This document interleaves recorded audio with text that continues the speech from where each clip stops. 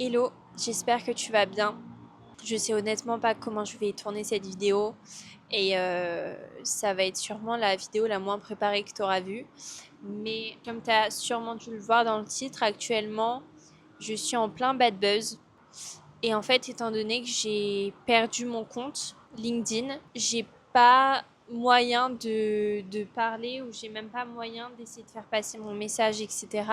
Parce qu'en fait, je me suis fait suspendre mon compte tellement je recevais je commençais à recevoir des messages de haine et de plus en plus de personnes qui visitaient mon profil et juste des commentaires extrêmement violents, etc. sous mes posts, etc. En fait, ça a fait que augmenter, donc LinkedIn a suspendu mon compte. Bref, je vais essayer de suivre une trame quand même pour cette vidéo pour que tu comprennes bien ce qui se passe et surtout le message que je souhaite passer. Parce que je fais surtout pas cette vidéo pour me plaindre ou qu'on ait pitié de moi, etc.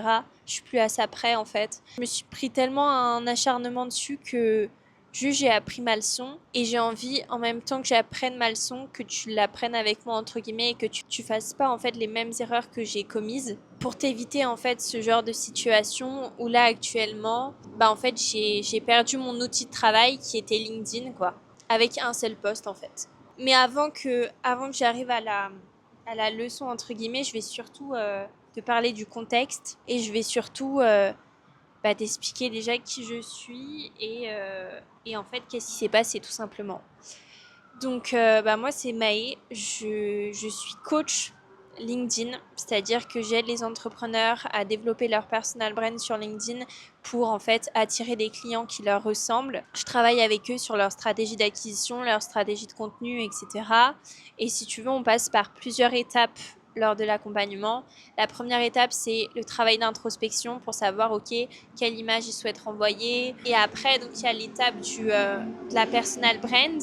Il y a l'étape du coup de la stratégie de contenu, puis celle de la stratégie d'acquisition.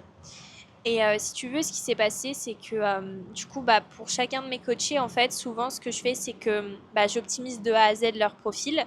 Donc, je m'assure que voilà, leur profil LinkedIn soit bien optimisé pour la conversion.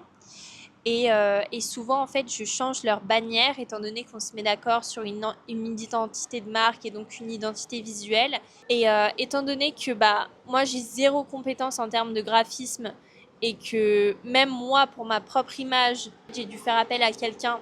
Cet aspect-là, c'est pas du tout mon domaine d'expertise. Moi, j'interviens sur le copywriting, sur la rédaction des posts, la stratégie d'acquisition et vraiment ta personal brand en général, tu vois. Et c'est pour ça que je travaillais avec un graphiste avant, que là j'ai arrêté de travailler, que maintenant je travaille avec une nouvelle graphiste. Et en fait, pour t'expliquer, dans cette vidéo, je vais pas citer de nom. Dans tous les cas, si tu veux voir les noms, bah, ils sont tous affichés sur. Je rigole nerveusement. Ils sont tous affichés sur LinkedIn, littéralement. C'est-à-dire que je pense que tu n'as même pas besoin de chercher ou quoi, que tu tombes directement sur le post étant donné qu'il a été viral.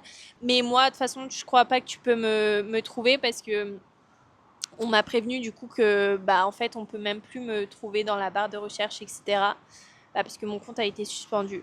Donc bref, pour revenir à ce que je disais, oui, j'ai commis ma première erreur qui a été que pour l'un des coachés du coup, c'est que en fait je me suis beaucoup trop inspirée d'une bannière en fait. Une bannière qui est du coup, si tu connais pas LinkedIn, si tu veux, tu as ton profil, tu as ta photo de profil et tu as juste ta bannière, bah, comme la bannière YouTube, tu vois. Et en fait, ce qui s'est passé, c'est que du coup, j'ai donné plusieurs inspirations de bannières à mon graphiste. Et à chaque fois, on fait un point, donc on en discute, etc. Et on a en fait particulièrement aimé l'une des bannières parce que elle avait un, un graphique en dessous qui illustrait bien le passage de zéro à X résultats. Parce qu'en fait, si tu veux, mon coach en question, qui s'est d'ailleurs fait identifier dans le post, etc., qui a été viral, bah en fait, il s'occupe des lancements des infopreneurs. Si tu veux, il est copywriter, mais il s'occupe du copywriting des lancements, séquence email, page de vente, etc. Et donc, j'aimais beaucoup le graphique qu'il y avait en dessous de cette bannière pour illustrer, ok, on fait passer ton client de 0 à X euros en un lancement en fait, étant donné qu'il a déjà généré, il fait passer souvent ses clients de entre 20 000 et 100 000 euros par lancement, etc. Donc, j'aimais beaucoup cette bannière. Et en fait, je me suis dit, ok, ouais, cette bannière, c'est vrai qu'elle est pas mal, on peut s'en inspirer.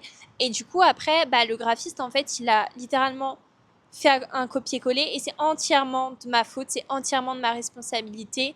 Car quand j'ai reçu la bannière, ça m'a fait un tilt. Je me suis dit, ah ouais, c'est vrai que, bah, en fait, c'est les mêmes. C'est-à-dire que, ok, c'est pas le même domaine. Ok, c'est pas du tout la même promesse. Ok, c'est pas du tout le même service. C'est pas la même identité visuelle. Mais la structure de la bannière est exactement la même, en fait. Et du coup, bah, ça m'a directement fait un choc. Donc, j'en ai directement parlé avec lui. Et après discussion avec lui, bon, on s'est juste dit, non, mais tranquille, ça va passer. C'est pas le même domaine, c'est pas le même service. Ils font pas du tout la même chose. Et l'erreur, en fait, c'est que j'ai dit ok, quoi. Et l'erreur, c'est que ça vient de moi dans le sens où c'est entièrement ma responsabilité. C'était un graphiste qui travaillait avec moi. Et donc, ce n'est en aucun cas sa faute. C'est moi qui aurais dû être beaucoup plus alerte à ce type de choses, étant donné que je me suis fait moi-même plagier en fait depuis le peu de temps que je suis sur LinkedIn. Euh, on m'a moi-même en fait copié-collé de A à Z mes posts mot pour mot. On m'a même volé mon logo AE qui en fait fait partie de mon prénom, Maë, AE. Bah en fait il y a quelqu'un qui a repris le même logo, AE. Bref, et j'ai eu plein d'exemples comme ça où j'ai jamais cité personne, j'ai jamais fait de post là-dessus, j'ai jamais. Je me disais bon bah c'est parce qu'en fait ça marche bien ce que je fais donc les gens ils reprennent et j'ai jamais été sensible à ça. Là a été mon erreur dans le sens où bah j'ai littéralement copié une bannière pour l'un de mes coachés et ce qui me pose le plus souci dans cette histoire c'est surtout pour mon coaché en fait. Parce que moi actuellement tu me diras t'apprends de tes erreurs et puis tu paies avec les actes et les erreurs que tu fais sur ton parcours, tu vois. Mais ce qui me pose souci, c'est que dans le post qui a été viral et que du coup, en fait, on m'a exposé et on a expliqué le truc et que du coup, après, je me suis fait bannir, etc. Moi, ce qui me pose le plus de soucis actuellement, ce n'est pas mon compte qui est banni, nanana. C'est surtout le fait qu'on a identifié mon coaché et que du coup, c'est sa brand à lui qui est affichée avec la mienne, en fait. Et c'est ça que je trouve dommage, entre guillemets, qu'il n'y ait pas plus de règles sur le réseau dans le sens où, moi, oui, je paie de mes erreurs, en fait. Bah là, littéralement, j'ai tout perdu en 24 heures, tu vois. Donc, donc ouais, je peux payer de mes erreurs parce que on fait tous des erreurs, mais c'est pas pour autant que, vu que tu fais une erreur, tu te dis justement, bah ouais, chacun en fait, c'est normal. Non, parce que sinon, t'apprends pas. Et là, j'ai appris ma leçon, que faut que je sois beaucoup plus vigilante et il faut surtout pas que je ferme les yeux sur ça. Et c'est pour ça que je vais rebondir aussi sur vraiment le message que, bah, l'objectif en fait concret de cette vidéo, c'est juste de faire passer le message que même si on vient de débuter, entre guillemets, que t'es tout nouveau, que t'as l'impression de passer inaperçu, que tu vois, t'es en dessous des 10 000 abonnés, etc., bah en fait, les gens, ils te ratent pas. Dans le sens où tu penses que, ouais, ce type de situation, tu te prends un gros bad buzz dans la tête. Tu penses que c'est juste les personnes qui se prennent des bad buzz, c'est en mode, je sais pas, ceux qui ont eu des propos racistes ou des propos homophobes ou ceux qui ont véhiculé de la haine, mais pas du tout en fait. Pas du tout. C'est-à-dire que tu peux faire une erreur de parcours demain, la personne elle peut anéantir ce que tu essayais de construire en fait depuis un an, depuis quelques mois, tu vois. Et c'est justement quand tu commences petit à petit, à ton échelle, à faire parler de toi, etc., que faut surtout pas fauter en fait. Et que faut être extrêmement vigilant sur le taf que tu fais, sur les mots que tu emploies et sur les posts que tu publies, etc. Parce que ça peut aller extrêmement vite et les gens ils peuvent vite se monter le bourrichon, etc. Et après tu te retrouves avec des messages de haine, avec des gens qui s'acharnent sur toi, etc. Pourquoi? Parce que t'as repris une bannière pour l'un de tes coachés en fait. Et c'est pour ça que juste fais pas la même erreur que moi à penser que ouais, tranquille, ok ouais c'est bien, ça rend bien le visuel. c'est nickel, ok, vas-y, on part sur ça. Si seulement, je te jure, si seulement. Faut être extrêmement vigilant, surtout quand c'est le début, parce qu'après tu te retrouves avec des personnes qui ont x3 ton audience, qui ont x3 l'expérience que tu as sur le réseau, et qui vont pas se gêner d'utiliser justement leur visibilité, leur audience, etc. pour essayer du coup de te mettre plus bas que terre, entre guillemets. Et aussi la deuxième chose qu'il faut faire attention, c'est ne pas penser que les gens ont les mêmes intentions que toi. Ça, c'est la deuxième erreur que j'ai commise. C'est juste d'être naïve, entre guillemets, sur ce côté-là, de me dire... c'est juste pas dans mes pratiques, en fait, d'exposer publiquement les gens, de les identifier eux, d'identifier leurs clients. Juste, en fait, les gens ne fonctionnent pas comme toi. Ils n'ont pas les mêmes intentions. Dès que tu vas tendre un bâton pour te faire taper dessus, t'inquiète pas qu'ils vont le saisir. Et... Et concernant toute la haine après qui se véhicule sur toi de personnes qui ne te connaissent même pas, qui savent même pas comment tu t'y prends avec tes coachés et le niveau en fait d'engagement que tu as avec tes coachés, à quel point tu veux les voir réussir, etc. Et tout le taf que tu fais, après c'est juste des gens qui ont besoin de véhiculer leur haine, ils te connaissent pas, ils disent ouais, ils t'identifient, etc. Oui, parce que étant donné que j'ai été identifiée sur le post, c'est-à-dire que dès qu'il y avait un message négatif ou un message de haine et tout, je le recevais, tu vois.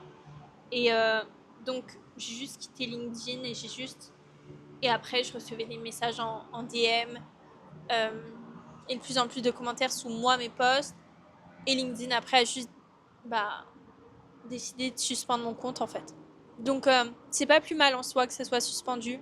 Au moins, je vois pas tous ces messages-là. Et c'est pas parce que toi, tu sais que tu as des bonnes intentions, et toi, tu sais que c'était pas voulu, et toi, tu sais, etc., que les gens, ils vont le savoir, en fait.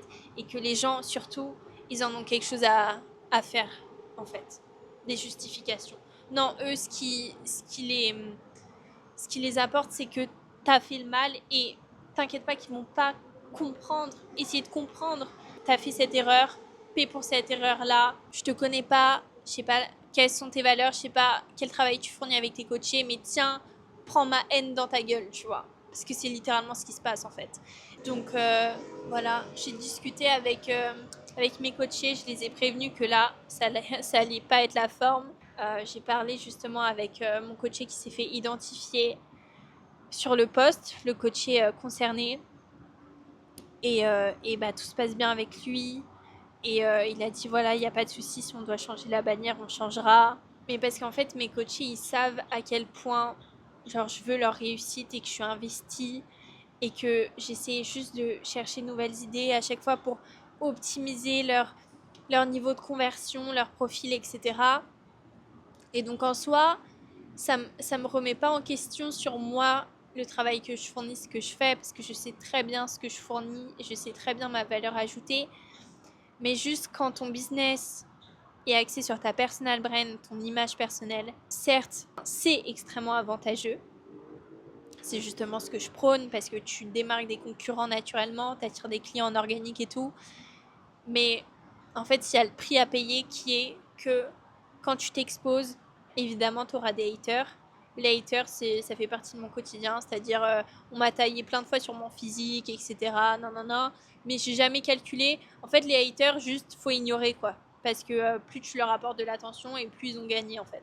Mais ce genre de situation où c'est des personnes beaucoup plus connues et avec beaucoup plus d'expérience que toi sur le réseau, qui littéralement t'affichent et que ouais, tu reconnais totalement l'erreur et que tu as essayé en fait de parler au principal concerné qui était celui qui avait la bannière. Je savais même pas que c'était l'un des graphistes, je pensais que c'était lui qui l'avait fait et je savais même pas que c'était un autre mec en fait, que c'était un graphiste qui avait fait sa bannière.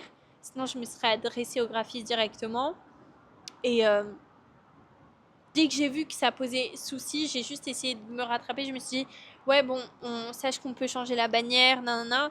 Et en fait, j'ai même pas pu communiquer, j'ai même pas pu parler avec le graphiste en question. Et genre, il a décidé de faire ce post-là et juste de identifier mon client et tout. Donc ouais, quand c'est lié à ta personal brand, c'est-à-dire toi, ton image, t'es beaucoup plus vulnérable c'est logique dans le sens où c'est toi en fait. Genre là, c'est toi qui prends les attaques en plein cœur, tu vois ce que je veux dire. Encore une fois, je fais vraiment pas cette vidéo pour me plaindre ou quoi. Euh, parce que comme je l'ai dit, on apprend chacun de ses actes et tout, tu vois. Mais ouais, juste sois hyper vigilant aussi. Troisième erreur, si tu peux éviter de fonder ton business sur une plateforme, s'il te plaît, fais-le. Parce que tu vois, lors de ce genre de situation, bah en fait, tu doubles les risques dans le sens où bah ton profil, ta plateforme elle saute, t'as plus de business en fait. Donc là, j'ai toujours mes coachés et tout, mais je veux dire, mon business est fondé sur LinkedIn.